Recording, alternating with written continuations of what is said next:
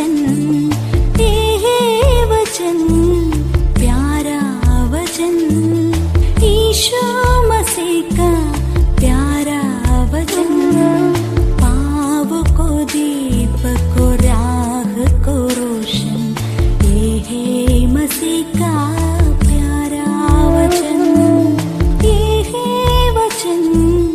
परमेश्वर के धन्य नाम की महिमा हो। प्रभात मनन के सत्र 2109 में आप सभी का बहुत ही विनम्रता के साथ स्वागत करता हूं। आइए आज के मनन के लिए हम पढ़ते हैं इब्रानी अध्याय 12 पद 1। इस कारण जबकि गवाहों का ऐसा बड़ा बादल हमको घेरे हुए है, तो आओ हर एक रोकने वाली वस्तु और उलझाने वाले पाप को दूर करके वह दौड़ जिसमें हमें दौड़ना है, धीरज से दौड़े। 12वां अध्याय का शुरुआत अंग्रेजी अनुवाद में देर फोड़ करके बताते हुए शुरू किया है, जिसका हिंदी अर्थ इस कारण, इसलिए इत्यादि है। इसका मतलब यह है कि 11वां अध्याय में जो बातें कहकर समाप्त किया था, उसी विषय को ही 12वां अध्याय में जारी किया जा रहा है। हमारे कल के मनन में अर्थात 11वां अध्याय के अंतिम 2 पदों पर किया गया मनन में उस सिद्धता के बारे में हम चर्चा की थी, जो हरेक विश्वासी को प्रभु यीशु मसीह के मध्याकाशीय आगमन के दरमियान प्राप्त होने वाला है। हम ये बात कल देखे थे कि यद्यपि वो सिद्धता अथवा प्रभु यीशु मसीह के पवित्रता की परिपूर्णता की प्राप्ति हमारा उद्धार का ही तीसरा चरण क्यों न हो, उसकी प्राप्ति के लिए हमें कुछ भी करने की जरूरत नहीं है, क्योंकि हरेक उद्धार प्राप्त व्यक्ति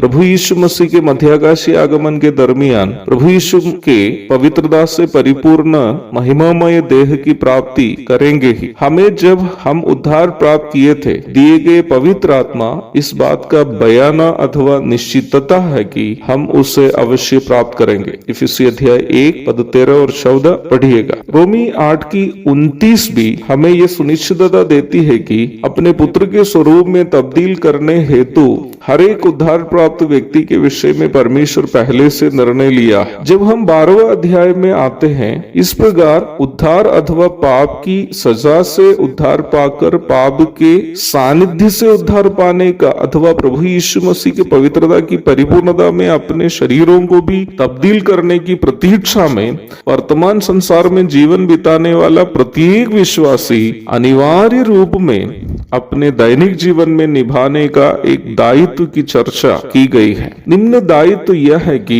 हरेक रोकने वाली वस्तु और उलझाने वाले पाप को दूर करके वो सिद्धता की प्रतीक्षा में, जिसकी चर्चा 11वां अध्याय के अंतिम पदों में हम देखे थे, दौड़ते रहना है। यहाँ आपके मन में एक प्रश्न उत्पन्न होने की संभावना है, जबी ब्रदर आप ही तो कहे थे कि उद्धार अथवा पाप की सजा से उद्धार पाए हुए सभी को हमारे उद्धार का सिद्धता अथवा प्रभु यीशु मसीह की पवित्रता की परिपूर्णता प्रभु के मध्याकाशीय आगमन के समय अवश्य मिलेगा। फिर हमें वर्तमान संसार में रहते समय उस सिद्धता की ओर दौड़ते रहने की क्या आवश्यकता है? इस प्रश्न का पहला उत्तर यह है कि हमारे पाप से प्रदूषित शरीर यीशु मसीह के पवित्रता से परिपूर्ण शरीर के अनुरूप बदलने की तीव्र इच्छा उस समय ही हमारे अंदर उत्पन्न है, जब हमने प्रभु यीशु मसीह को उद्धारकर्ता एवं प्रभु के रूप में ग्रहण करके पाप का दंड से उद्धार पाए। ये काम हमारे अंदर परमेश्वर की पवित्र आत्मा ही करता है, जिसे हमने उद्धार पाते समय ही प्राप्त किया है। रोमी 8:23, इफिसी 1:14। इसका मतलब अपने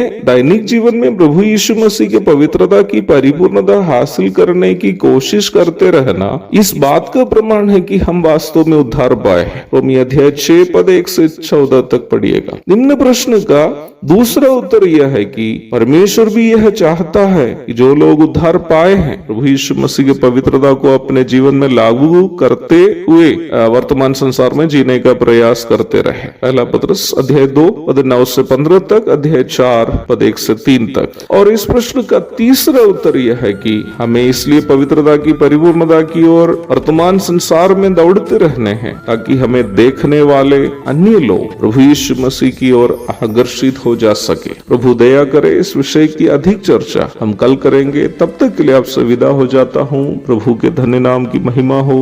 आमीन।